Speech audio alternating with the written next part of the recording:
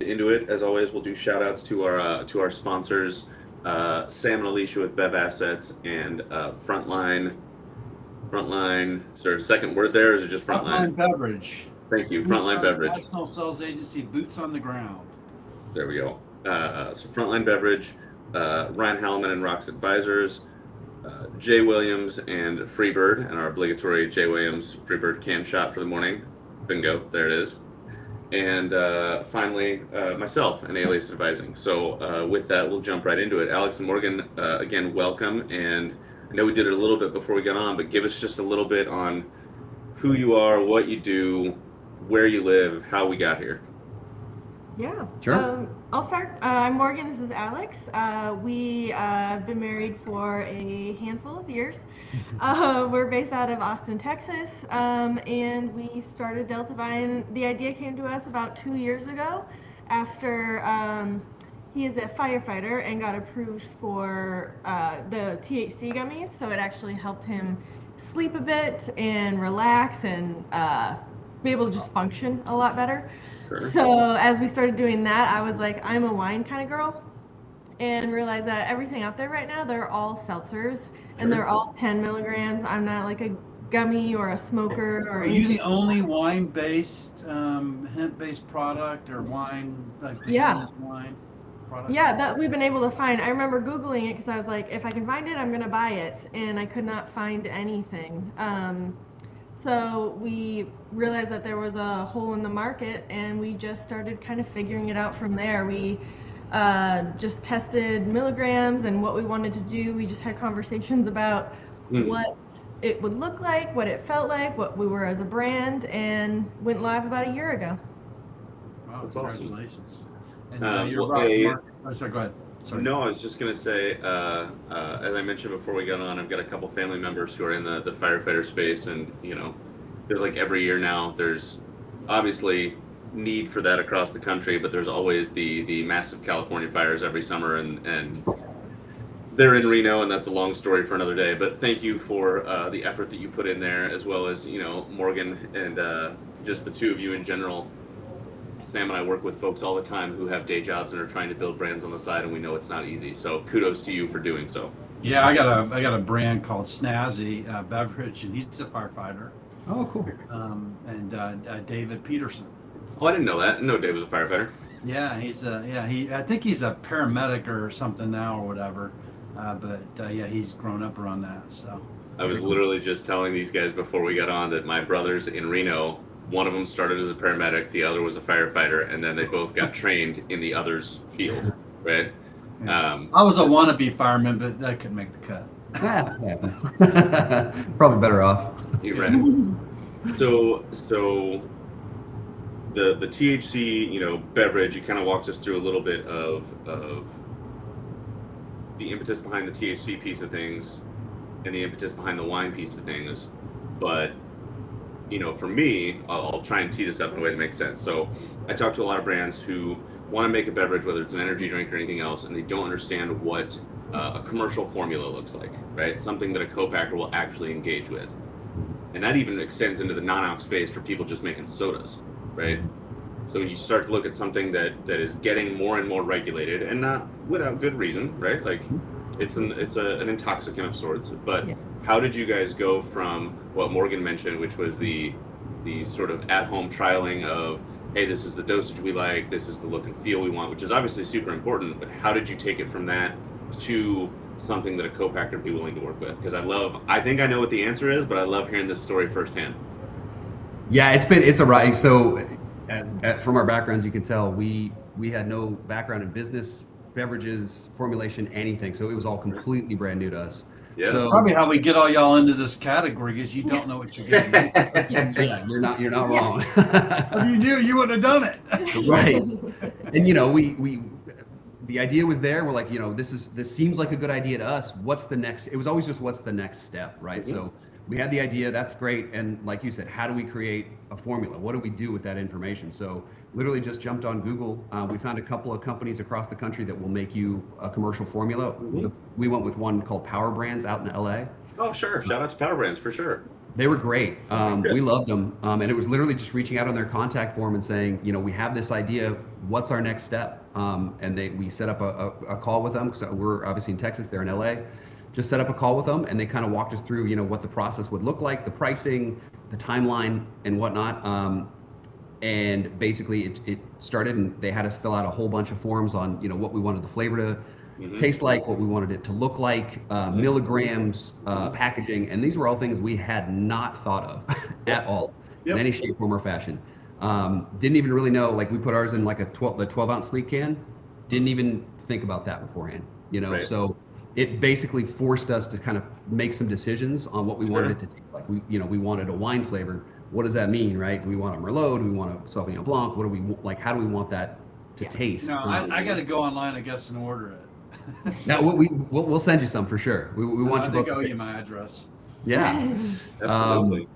So you know they sent us these pretty in-depth forms, and it literally was handwritten, and Morgan and I sat down and thought about it for a couple hours and just sent it to them on just the basics on what we wanted. They took that and then made us samples, and they sent us the samples. We have a red flavor and a white flavor, and we just kind of, in our minds, we wanted like a generic red and a generic white is all we were thinking about at first. Sure. They sent it to us, and it was okay. You know, it was the first iteration, and they asked for notes. So we gave them a bunch of notes on kind of what we wanted, what we liked, what we didn't like, where we wanted the flavor to be more or less. Sent them those notes, and I would say about 2 months later, we actually flew out to LA and got to sit down with like a food scientist, which was fascinating. We had no idea what went into that. This sounds really expensive, by the way. I mean, this wasn't an inexpensive. So many people think I'm going to come out with a brand and I got like $5,000. Like, I mean, this is a lot more than that, I'm assuming, to do this whole process from soup to nuts.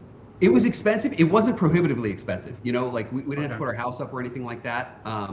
It wasn't terrible. It's doable. You know, we're fortunate enough. We have, you know, decent jobs. We don't have kids or anything like that. Yeah. We had some assets. So we were able to kind of put money into it that way. For that part, obviously, you know, it's gotten a lot more expensive since then. But the actual formulation wasn't as terrible as we thought. Because, you know, again, having no experience, we had no idea walking into this if we were going to spend $500,000 just trying to get this thing formulated or what. And it was significantly less expensive than that. Okay. Yeah, I'm just asking that because there's people that have dreams, right? We talk to a lot of founders or a lot of people like, hey, I'm going to mortgage my house, or I got $200,000 I want to spend. I talked to a young man in Alabama, and he had saved about $250,000, and he started talking to us. He wanted to come out with a functional brand. He goes, I know a couple influencers and stuff like that, and I don't know what the number is to get started. Then I've talked to other people. They started with like 50 grand. I mean, I don't know the number. That's more Adam's, area, but I just was curious. Yeah, we were on the lower end. I want to say the actual formulation process was right around 20,000, I think. Okay. So it wasn't prohibitively expensive. It's not nothing, but I mean, it's less than a car. That's kind of how we looked at it. So part of the reason, hi buddy, that's a perfect time for you to be doing that. My Australian Shepherd. So yeah, shout out, while you were talking, I was pulling up, shout out to Saul Hirschhorn, who's the contact that I have over at Power Brands. Not that that's who you worked with necessarily, but I was pulling up some of the pricing lists because I like to know who's who in the zoo and what they're offering, so I can bring business to them when the time comes. Looking at pricing lists, yeah, I mean that 20 grand's right in the range, and it's funny, I've had a lot of conversations in the last week of like just brands who will say things like, what should I pay for formulations, right? And obviously that can ebb and flow a little bit based on the complexity or the simplicity of what you're looking to make, but not right now. But So when you go live, man, we get things going here, man. But I tell people all the time, if you have somebody within the realm of normalcy for a product, right? When you're not trying to put, curdled milk in a 5-ounce shot or something like that, right? Like, you shouldn't pay 50 grand for formulations. You also shouldn't pay $500, right? Like there's problems at both ends of that spectrum, and the sweet spot's somewhere in the middle. So again, shout out to Power Brands. I'm super glad to hear that you guys work with somebody reputable like that you had a positive experience. In terms of taking that to, because again, this is a conversation I have all day, every day with folks. In terms of taking that and kind of that work with Power Brands to production, right? That's often the work that I end up doing And so I'm curious, did you guys do that on your own? I believe Power Brands has some services they offer that might be similar to mine where they could help you through that, but did you guys just piecemeal that together? How did that go? Yeah, we basically just piecemealed it together. Sure. You know, I'm not sure. I know Power Brands used to have kind of a formulation They had a facility. facility in that. From what we talked to them, they don't really do that anymore. At least they took a pause on it when we were going through. So when we got our commercial formula, you know, obviously we had the recipe itself, and then they put down where they sourced their materials from, just on the page. So, you know, me being the guy with no experience, I just jumped on and put everyone on a group email and emailed every vendor.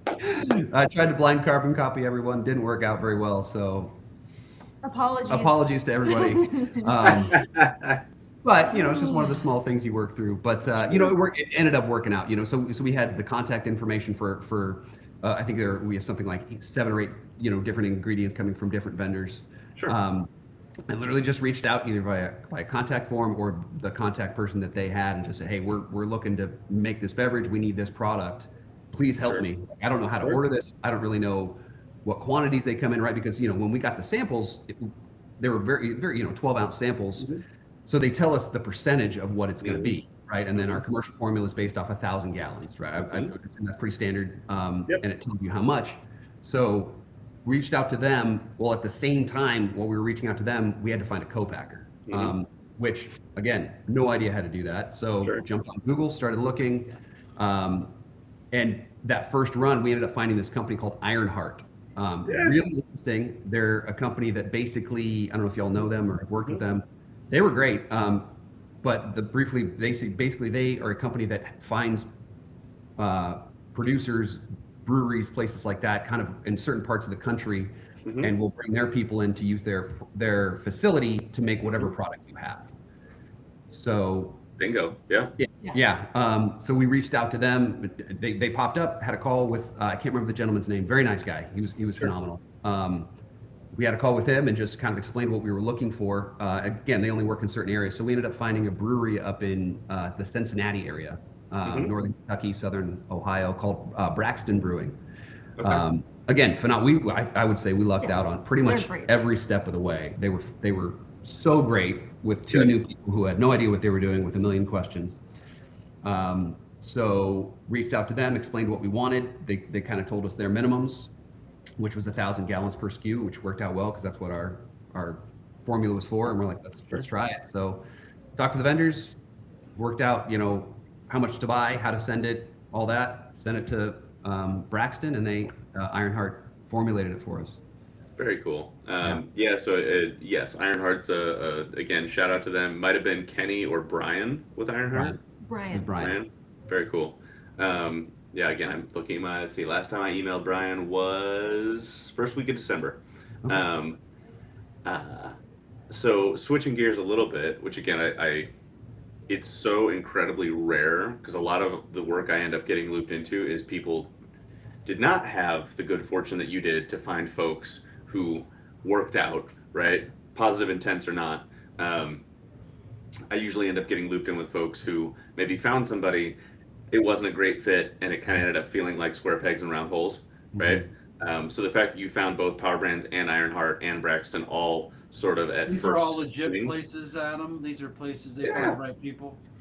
Yeah, I'm familiar by name with Braxton. I've not personally worked with them, but again, if the Ironheart team is saying that they've got their stuff together, I'm going to take that at face value. The opposite of that, so it's good that you guys did that running. So when I open up my beverage brand, I'll definitely call the 3 of you. Yeah. So I think switching gears a little bit, and this gets kind of into Sam's world and Morgan, you were going over it a little bit before the call, is like, so tell us a little bit more in terms of, the liquid, why 2.5 milligrams, why kind of a red blend and a white blend? Do you want to do, more specific flavor profiles later? How are you mentioned direct to consumer and having some pushback from distributors, but how are you trying to thread that needle on telling the story of the liquid and the product itself and building the brand? Yeah. So we originally we wanted to start out with like the red and the white, just kind of basic. I guess what we call it is like a table wine option. Sure. Okay. We wanted to just be like simple across the board. If you like a dry or a sweet, like no one will be offended by either of these. Sure. If you are a wine drinker, we just kind of wanted it to be like our core products. And we decided to go with the two because we didn't want to choose red over white because we know, myself included, people have very specific tendencies towards like if they're red wine, then they don't want to try a white wine, or they'll try a white wine but they don't want to try a red wine, which actually has changed a little bit since we've brought these out.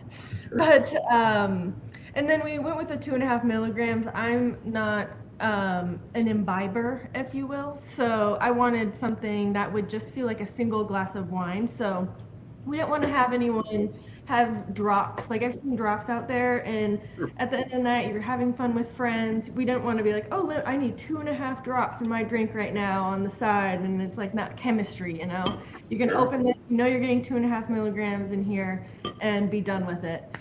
So that's kind of where we started with like the formulations, how we came up with those ideas. Nope, that's it. And then you'd asked about the next, do we have other flavors? We definitely have, we want to do different flavors. The next one we want to do is like a rosé. And, we have some friends, some of Morgan's family lives up in Michigan, and they really love sweet wines. Yeah, we'll do So something sweet at some point. Yeah, mulled wine for Christmas time would be great. Yeah, we've got a lot of ideas. Okay, hell yeah, that'd be cool. Yeah, That's great. I mean, you're definitely a differentiator absolutely. in the marketplace. So if I could come in with a couple of questions, Well, please. I've been here, I think, or remind me. So you're in Austin, Texas.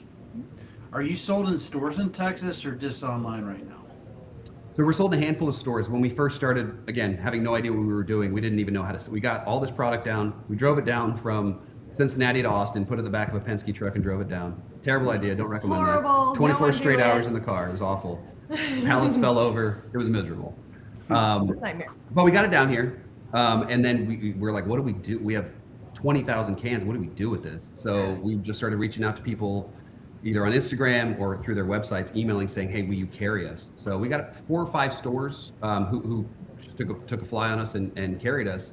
Well, at the same time, we're like, man, we can't sell it store to store. Like we need to do this in a much bigger fashion. How do we do that? So that's when we started, we realized we needed to redo our website because we just basically created our own website on Squarespace and just and it looked great, but it didn't look professional, So we reached out to a company to redo the website, which is the website you see now. And then at the same time, we're like, okay, we're going to go direct to consumer. Let's start talking to distributors. So we started talking to distributors and reaching out. And like Morgan said, people really like it, but with the Texas laws, there's a lot changing right now. And one thing they're trying to do is raise the fees for a retail license. Right now, it's just a couple $100s for a retail license, and they're trying to raise that to between $20,000 and $25,000 a year. What? Yeah. They're trying to kill the industry that way is what they're basically trying to do. They're trying to outlaw a bunch of stuff. So all the smoke shops and everything up and down the street in Texas will be done. Done, and that seems to be kind of the goal now. A little background in Texas earlier this year, actually right when we launched our product, they outlawed. They put forth a bill in the Senate to make all hemp products illegal.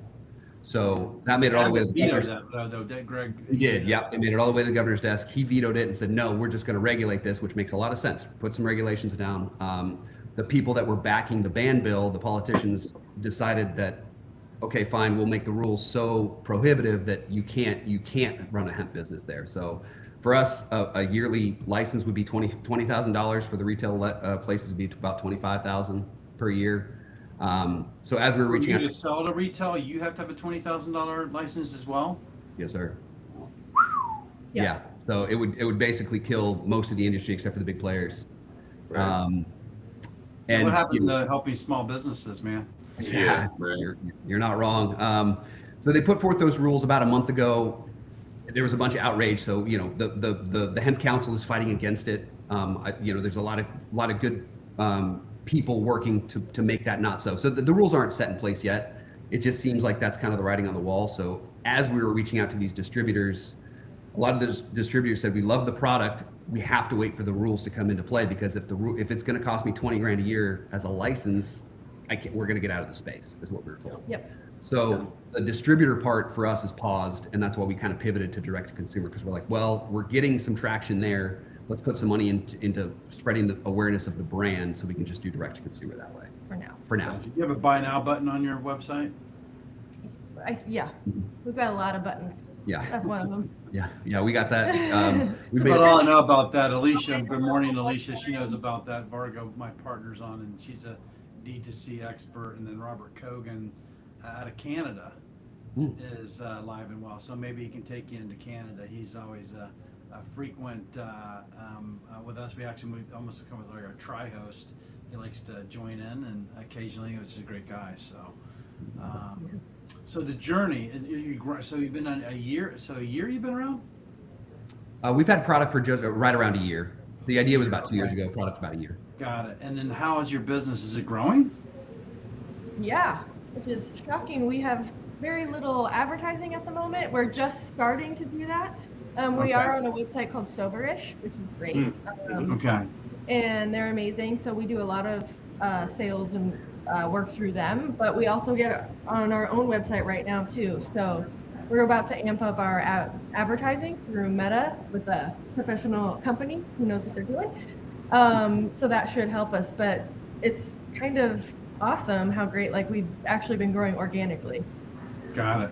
And is a plan to actually get into distribution? I understand everything you explained to me, the $20,000 here, 25,000. Do you want to, like how many states are buying your product right now through your DTC? It's pretty much all over the country. The only place we really can't sell is Idaho. Their laws are pretty restrictive there, but I mean, pretty much every other state we're getting traction in. The Northeast actually is huge for some reason. Northeast and Florida, we get a ton of sales there. Okay. We'd love to get distributors. It's a It's goal. just, as you both know, it's difficult to get in. It's some steps. But yeah, we'd love to get into distributors. Okay. Well, we can talk about that. I was just curious. So you have a story, by the way. The reason I asked that question, so many people think they don't have a path, especially with your product. DTC actually helps you build a story. So when you go talk to distributors, be it in the Northeast or you said Florida, at least you can tell that distributor, look, I have a set of consumers that are looking for my brand, right? Yes. So that can help you obviously build your product. Plus your differentiator is that you're basically this hemp-based, that tastes like a wine. I guess it's not a wine, but it tastes like a wine. Right.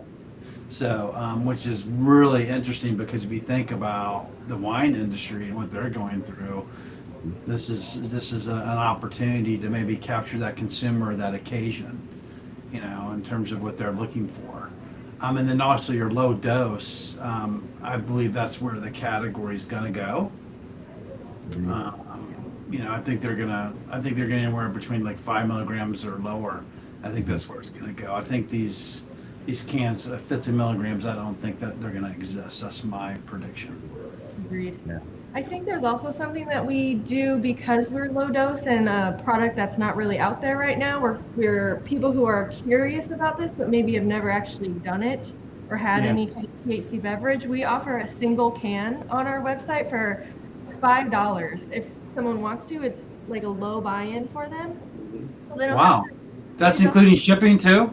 Yeah, because we love our product and we just want people to try it. And since we can't really go out and do sampling like the traditional way, that's our way of doing it. And I think it's like a good way for people, like if they're nervous about it, just one single can straight to their door. Is Can you show I'm going to do this, Adam. You might have to get them there, but can you show your I got it. website? I got it. Hang on. I'm looking at it right now. Oh, please share screen. Come on. You know you want to. There we go.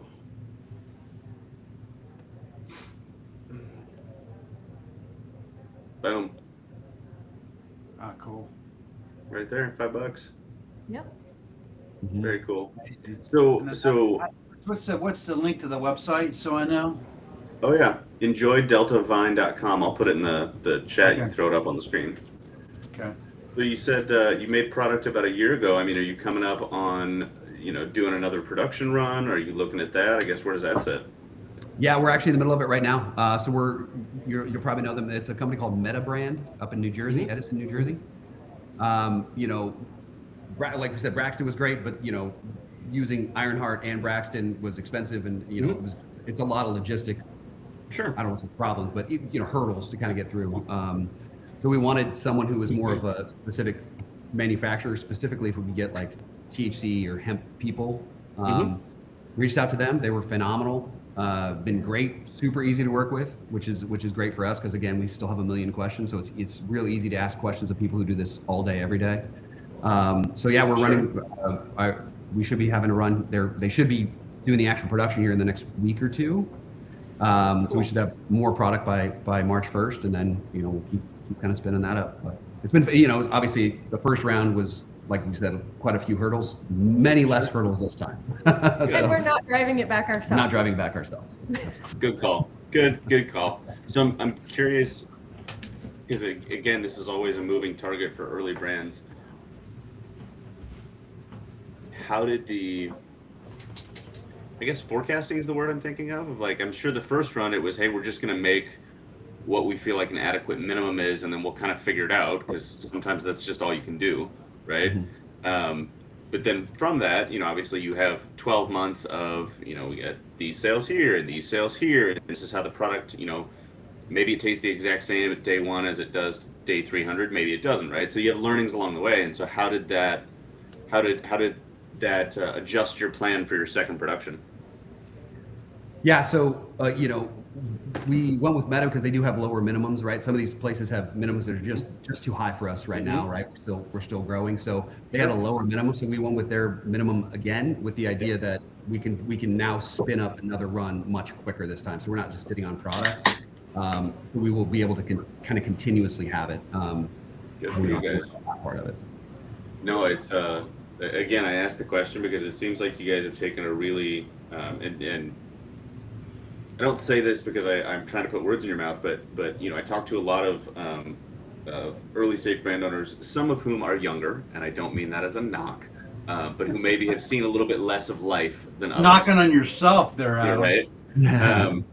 And what I mean by that is, you know, more than a few of the folks that I talk to will say, you know, yeah, I'm gonna, you know, prime example, I got a gentleman who lives up in the New York area, and he's like, well, I'm gonna go make 2 truckloads of product. I'm like, I'd really recommend you don't, and here's why. He's like, well, yeah, but my per unit cost isn't gonna be as good if I don't make X amount of You product. got like what, 12 months to sell that stuff, right? Yep, 12 months. Right, and I'm like, hey, buddy, I'm aware of the cost, you know, inversion in terms of volume produced versus per unit price, but cash flow is also a very real thing, and you're going to tie up a shitload of money making that much product. Yeah, I got a couple clients that they're trying to figure out how to move their products, quite frankly. Yep. And so I applaud you guys for taking a very pragmatic approach, because not everybody does. Thank you. Yeah, it's interesting. I mean, I always tell people, and I'm probably going to scare you what I'm about to say, but I'll just say it. And Adam and Alex Morgan challenged me. But I think you should be prepared to lose money for 3 to 5 years with your product and be competitive. Oh, sure. Absolutely. Yeah. Yeah. You know? Yeah. I mean, I have friends like, well, I'm going to be $19.99 because I have the most awesome ingredients. Mine tastes better than everybody else. I'm like, no, the reason you're $19.99 is your can cost us $2.75. Right. Yeah. Right. You need to get your can cost a buck. Anyway, No, this drives to that a little bit. I'm curious if you guys get the ask, and I'll preface it with, I like wine. My wife and I had a bottle. Hey, Joey says hello, by the way, Padone. She's in the audience. So Hi. Joey. She says, I'm so happy y'all got on this pod. We're happy to. We've got a few people in the comments. Good morning, Alicia, obviously Joey, and Cogs. Good to see you all.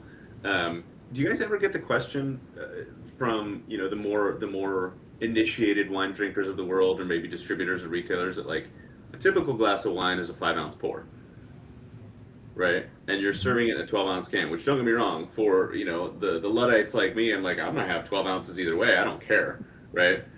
Do you get that question? And I guess how do you handle that from like just a sales and an expectation setting standpoint with folks?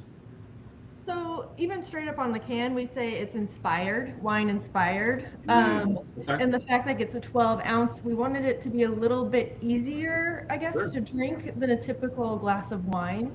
Okay. So it's never gonna fool anyone when you're drinking this. Like, I'm not gonna have a glass of red wine and then like poured Delta Vine and not Sure. know the difference.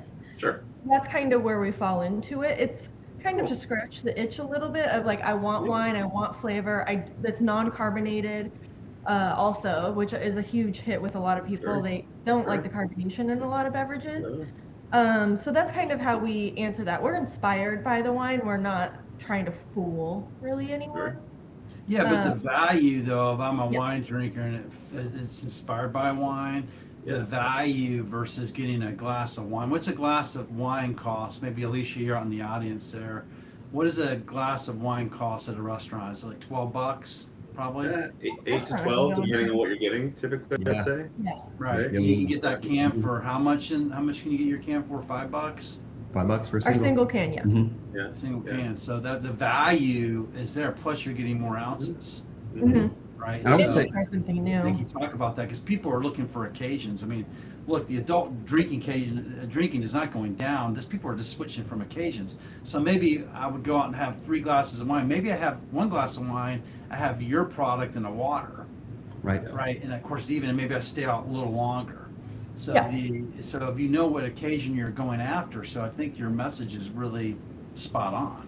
Thank you. Yeah. And to kind of expand on your question, her answer, a lot of it is just like she said, the education of it, right? Is explaining to people because we used to sell at a farmer's market here in Texas. We had to stop because of some regulation stuff, but it was super fun because you get to just talk to people, give samples, and people were always like, what is this? How is this like wine? How is it not? So you kind of get to explain like, no, yes, it is, it's 12 ounces, but you're not drinking 2 glasses of wine, you're drinking 1, and kind of explaining that was 1, fun, and B, like necessary because, hemp is new to a lot of people. And, to explain like, yes, 1 can is 1 glass of wine, people kind of like, oh, okay, I'm not smoking like a full joint. I'm not taking a gummy. This is more of like it's like drinking 1 glass of wine. It's just, In my case, my age, they called it dirt weed. there you go.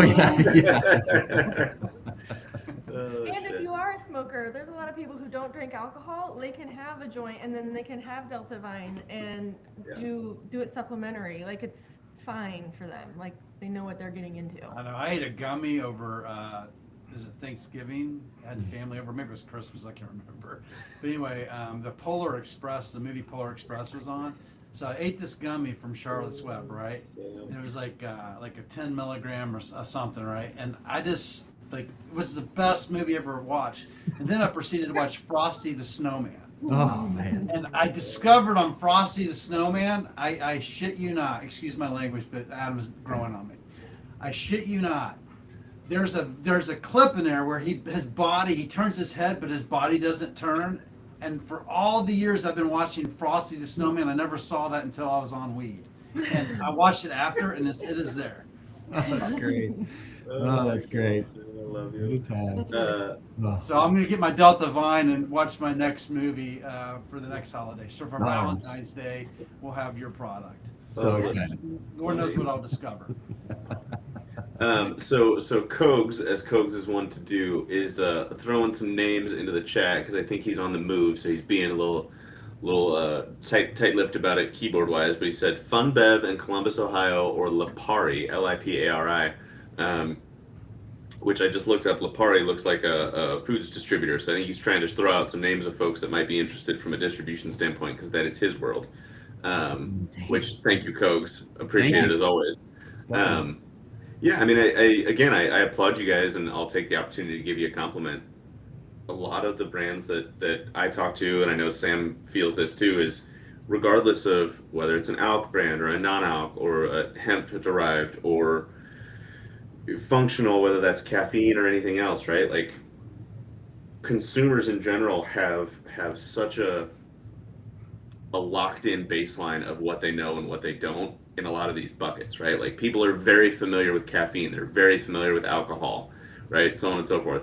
So when you try to come in with a product for good reason that is an alternative to that, educating people is such a massive part of it, and so many brands don't think it's necessary, or even if they do agree that it's necessary, don't spend the right amount of time doing it, right?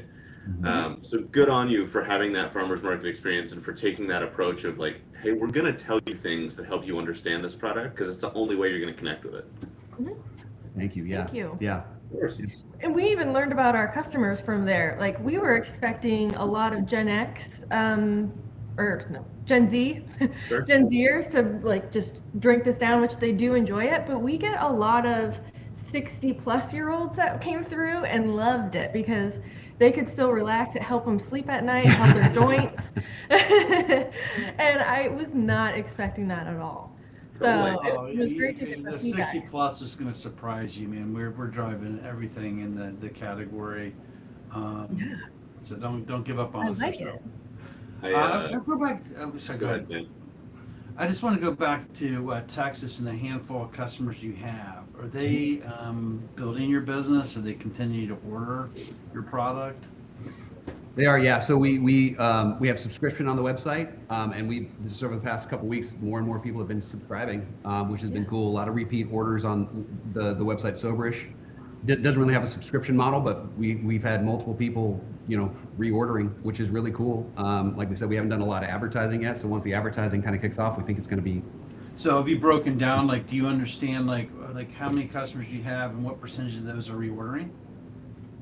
We haven't broken that down yet. But we Take a look at that. I mean, so in terms of what's your base, and of that base, how many's rewarding, and then also start to look at your velocity, and then back to your brick and mortar in Texas. Those are like established customers. They've stuck with you and they're reordering. Yeah. Right. So look at what they're ordering on a weekly and monthly basis with you, and figure out how you can continue to increase that velocity and activate them. Yeah. Because what that's going to do when you go talk to a distributor, they're going to want to know those metrics. They're going to how many consumers are you touching, how much volume are you selling, what is the reorder rate, what is the velocity, out of those customers, what percentage are reorder or not. Like I just did this for a distillery, one of our clients, and they, we were having this conversation. They're like, well, I was in 400 accounts in Colorado last year. I'm like, well, how many reordered? She goes, well, based on this math, I think maybe like 25% or something. But it was just a fictitious number. I said, tell you what, give me all your sales data for the last 12 months, listed by account, by month, and I'll tell you who reordered. And simple math. It's like if they only ordered once a month, they only ordered once. If they ordered like month 1 and 2, they ordered twice. And then you start to rank those people in terms of what you're doing. But distribution wants to know that piece. So sorry for being a preach this morning, but No, it makes a lot. We'll take anything. That makes a lot of sense. Yeah, makes a lot of sense. We're new to this, so we don't know what we don't know. So we're going to listen to anyone who will tell us anything. Well, so maybe because we got about 15, 20 minutes left here, is there anything, because I'm sure there's several things, but I'm trying to phrase this well enough. Is there anything in particular right now that you're like, these one or two things are the nut that we're trying to crack today, right? Or anything that we haven't asked that you want people to know? Yeah, I would say our focus now, the biggest nut we're trying to crack, obviously, is the growing the sales is difficult, right? So like we've touched on it a little bit, but pretty much everything in business for us is a struggle right now, right? Like we're trying to get our name out there, we're trying to we have to educate people, all of that. So Sure. Our biggest thing right now is how do we educate people that we are a brand and that people want to order and then reorder. And that's been where we've been kind of sticking. So just little bits, we jumped on like things like Google Ads was one thing we tried to do just ourselves. Didn't really understand it. So we're like, oh, how do we take the money that we have, the time that we have, and put that to the best use so that most people can find out about our product, direct to consumer. And I would say that's been the most difficult thing over the past, month or so that we've really been focusing on is our big focus. And we partnered with a company up in Boston called Cannabis Creative Group, CCG. They're a cannabis marketing business. And we started talking to them about a month ago, I'd say, and they've been really great to us, and they've been kind of walking us through like what is the best. It's a marketing company has so many different branches basically, right? You can do Google ads, you can do meta ads, they'll do SEO, they'll do whatever kind of marketing or advertising you want to do. So for us, we're like, we don't know what moves the needle, what doesn't, and what's legal and what's not with him. Well, it sounds something like drink pairings must be moving the needle with Alicia this morning, because she's like, their drink pairings on their website are awesome. Oh. We can talk about that a little bit. So what are your drink pairings? Oh goodness. They're silly. It's part of our brand. So a lot of it, like, that's right. yeah, it'll be like pairs well with like a Housewives rerun, or so like you can imagine yourself sitting at home and having a can of Delta Vine, relaxing. Those kind of fun, casual. That's occasion-based marketing, by the way, and that would resonate with the consumer, and you should stick on message with that, because you obviously drew Alicia in and got a laugh out of Adam, but that stuff actually sticks. Because what you're talking about is it's going to resonate with the soccer mom, whatever, for the soccer mom that just watched 20 soccer matches and got home. Yep. I mean, it makes you're right. And like one of the smartest things we did was, when we first got the brand, we had kind of an idea of what we wanted it to be. We didn't want it to be super pretentious. We wanted it to be a little bit, funny and, kind of silly and fun, right? You just want to have a drink and have a good time. It's not serious. And so when we built our website, we put some time and thought into the actual branding of it and came up with a lot of the stuff that's on the website, and it just made a lot of sense, right? It was stuff that made us giggle. So we're like, if it makes us giggle, it's going to make someone else giggle. Yeah. I mean, you got Adam to laugh, for heaven's sakes. He never laughs. Take it. Very serious man. So rigid over here. Yeah. Very serious guy. Mm-hmm. Oh my God. Very cool. Okay. Well, I'm trying to think if there's anything else. Sam, I'm what else? What have we not asked? I don't know. Is there any, I tell you what, we ask every founder that comes on the podcast a very important question. I think I already gave you the answer to the test. There's not an answer. Or the question you can answer however you want, but the question we ask everybody that comes on is what's the difference between success and failure? I mean, it's a great question, and it's definitely something you need to put some thought into, right? As starting a business, this is the first business we've started, so. As we've harped on, it's all completely new to us. And I would say the biggest kind of hurdle throughout this whole process has been there's always a next problem, right? You're never completely problem free. There's always a problem with marketing, distribution, co-packing, your vendors. It's a challenge. Are you saying that every day is a perfect day when you wake up and your plan that you developed is just something's wrong? If you think something's perfect, something's wrong, and you just don't know it yet. Yeah. So with that being said, right, we wake up every day and we say we either have two choices, right? We either solve whatever problem is in front of us or we quit. Those are the two options that we have. You either move forward with and create this business, or we put the end to it. I would say that's the difference between success and failure, right? Is when do you throw in the towel?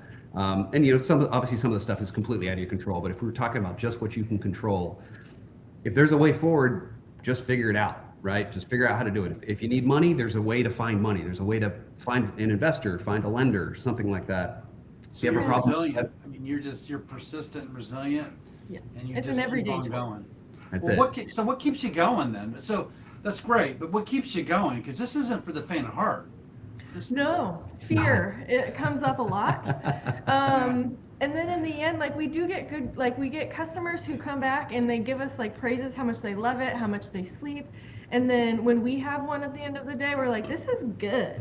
Like we love our product. I've quit companies before. I work in tech, and there's been times where I'm like, I'm embarrassed to work here because this product sucks.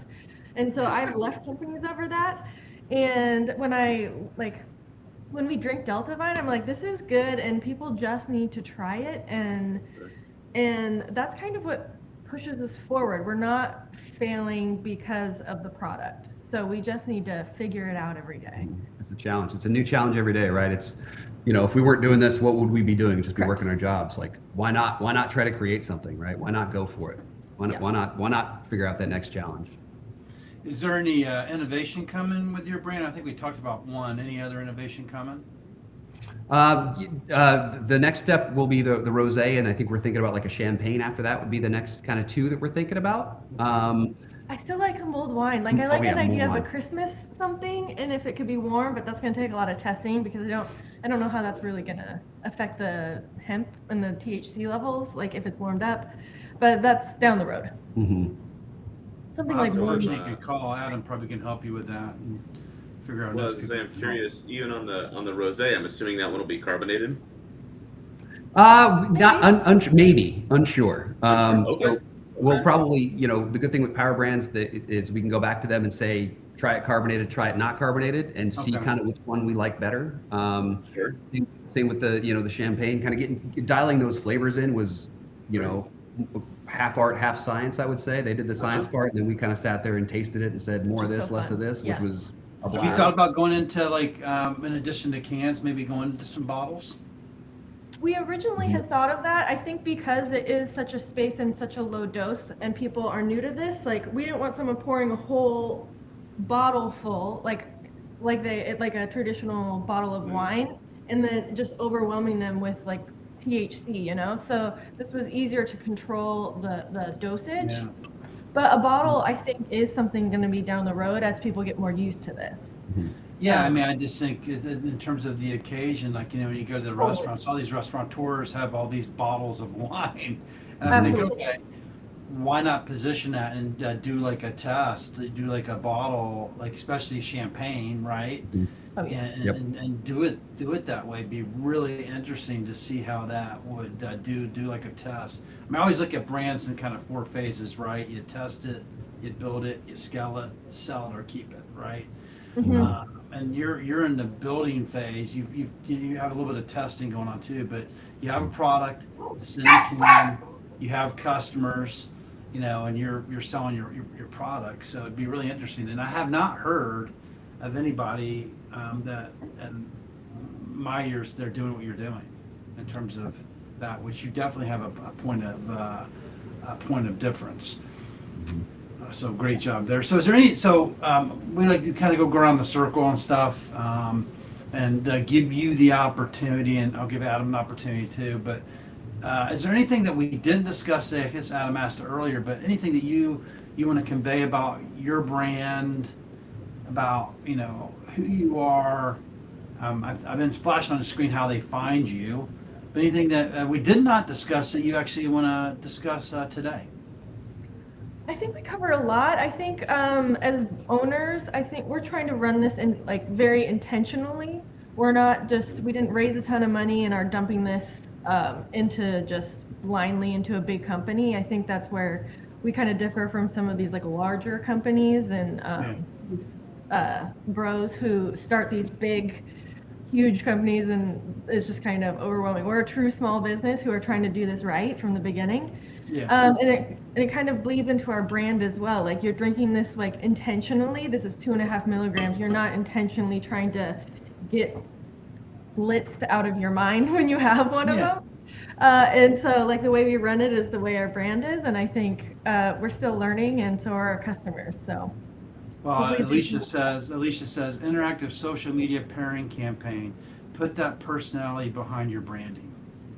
We try to do some that's our social media is us being Silly. weird because also that's a roadblock that we have hit. We can't say on Instagram exactly what we are because the THC is something that they block.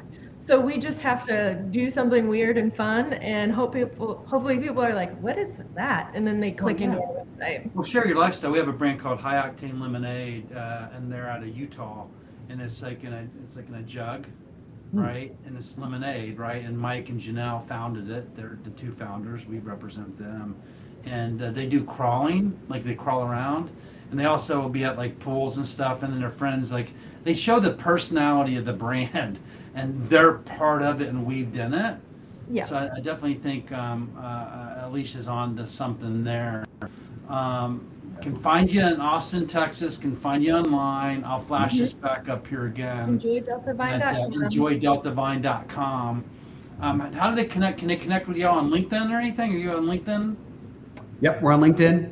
All of us are on LinkedIn, and then through our socials is Enjoy Delta Vine. All right, and then tell me about the fireman's calendar coming up. We'll send you a copy. Yeah. It's Copies on weird. Twitter. It's just Alex It's just every me. single Yeah, month. 12 months of Alex. Just standing there with Yeah. different cans. yes. I was asking him the other day. I'm like, "Are you going to be on the fireman's calendar?" And I think, and then Morgan's like, yeah. Hell yes. So, I'm imagining Adam, it's, anything on your end that you want to cover off? Any final closing thoughts from your standpoint? For me? Yeah. Well, first of all, I got to go back to the calendar. I think it's Alex, 12 months of Alex, but watching Housewives or whatever the pairing is, right? It's the pairing examples, right? That's a great idea. We're still That's on that. hilarious. I mean, you have him like with the helmet on the whole bit, and then when he's out the vine. Yeah, man. Sell out tomorrow. Oh, fuck, that's funny. No, I mean, again, I think truly, I mean, it's probably, and Sam knows this, as do most of the folks listening, because they're in a similar boat, but I probably talk to 3 to 5 either actual brand owners who've, started the LLC and are going through the formulation process or raising money, or folks who think they want to do that. So kind of folks in those buckets, 3 to 5 folks in those buckets weekly. So you can do the math on how many people that is a year, and I've been doing this for 9 years, so that's a solid number of people. It is very rare that people take a metered and again pragmatic approach to their business. It's usually very and not for bad reasons. Obviously, you want to be passionate about your business, but people typically take a very emotional stance on things of like, well, I have to be on, Amazon, or I have to be at this price, or I have to be at this whatever, as opposed to getting all the information first, making an informed decision that's going to, let them live to see another day from a brand perspective. So yeah, my closing thought is just, again, like, round of applause, kudos to you guys for doing those things and for making it work and fighting the good fight and finding good partners like Power Brands and Ironheart and all the folks you've mentioned, Meta, to help you out along the way. So I'm super excited to see, innovative stuff like this have a shot and a chance at making it. And yeah, wish you guys the best. And obviously I'm here to help, as Sam is, where we can. So Awesome. Thank you all very much. I Appreciate love it. the fact is that you shared, and I'm probably going to get this wrong, so please correct me. But when you wake up in the morning, you don't know what you're going to face in terms of the barriers that come at you, right? But you figure a way around those barriers and you keep on moving forward. And you definitely both have resilience and persistence. And so many people, they don't stay in it, and ultimately they do cash in and give up. But it sounds to me, based on this conversation this morning, you got a great product. As Alicia identified, you got this great personality that you can capitalize on. There's nothing like it on the market in which you have. And as Adam said, you have a lot of people that you've tapped into their expertise. So hats off to you to actually, find those people that can keep you moving forward and keep on growing your brand. I think so many founders try to do it themselves, and I think that's a recipe for disaster. Some make it, and some of them have the skill set and they figure it out, but I think that's a hard road. So I'm so excited that you came on today. I'm excited that Joey came and joined us as well. I want to let's see everybody here, Adam, Alicia, Robert, Joey, who else joined us? I think that's the crew that joined us this morning. I think there's some people that have not I can't see like who joins us in the live session, but there's several others. They just haven't communicated with us this morning. Awesome. With that, I'm going to ask everybody on this call to remain on the line because we have to upload your video. And for everybody else that's joined us on this Saturday morning, we'll give you the gift of time of 5 minutes and let you get to your Saturday. And thanks for joining us. Thanks, everybody. Thank you. Have a good weekend. Appreciate it.